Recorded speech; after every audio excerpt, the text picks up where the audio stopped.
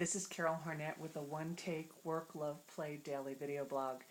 And yesterday we were talking about the fact that I consider 4 things when I'm looking at the issue of behavior change. And yesterday the topic was, can you really change your spouse, your boyfriend, your significant other, your family, your friends? And the reality is no. We always give counsel to people who say, I love them and I really want to marry them, but I really need them to change this. And what does each one of us ever say? Don't marry somebody and expect to change them. So the first fact is how that relates to our employees and to behavior is facts simply don't change behavior. You just can't present somebody with facts and ask them to make a change. And if we can't and we don't expect our spouses to change and our boyfriends to change, why do we expect our employees to change? And for me, the concept of facts don't change behavior is the first initial really important lesson that I learned. The next one is this: you have got to figure out how to make things personal. You have to figure out how to make whatever it is you're trying to do personal to the individual that you're trying to influence. And so my next question, if we're going to keep the spouse theme and the boyfriend theme, is can you influence your spouse? And can you influence your boyfriend, your girlfriend, your wife, your husband, your mother, your sister, your father, all of those people? And here's what we know.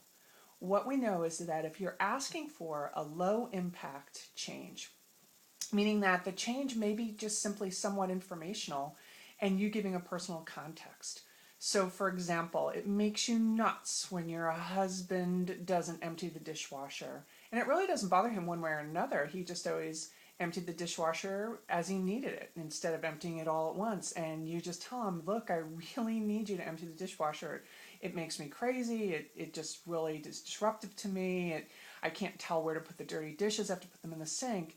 If that's a low impact change for him and you've given him context and some emotion and made it personal to you and to him, it can be done.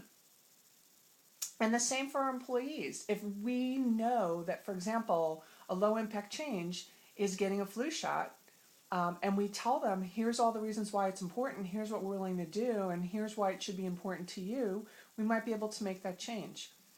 But if we're trying to do something much bigger, we have to put personal context in it. And as the person who's giving the message, if you can tell something personal from your own life, that can have an influence.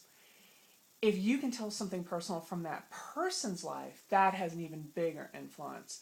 So for example, I have told this story to audiences before, and I'll share it again. I had a colleague who I worked with who was morbidly obese. I had seen him lose and regain over 100 pounds 3 times. And I finally just told him, I said, I really care about you, and every time I see you, in my head, I am a CPR instructor, I start rehearsing CPR, and that kind of really caught him back. But really where I hooked him, and I told him how important, I didn't care whether he was fat or thin or slim or muscular, I really cared about his health. And I said, what really worries me? What really worries me is that you have a wife who stays at home and takes care of your family. You have 3 beautiful children, and I picture someday in the not too distant future, you having a heart attack and no longer being with us, and somebody else walking your daughter down the aisle. And it was that honesty and that personal story, personal to him, that really took him back.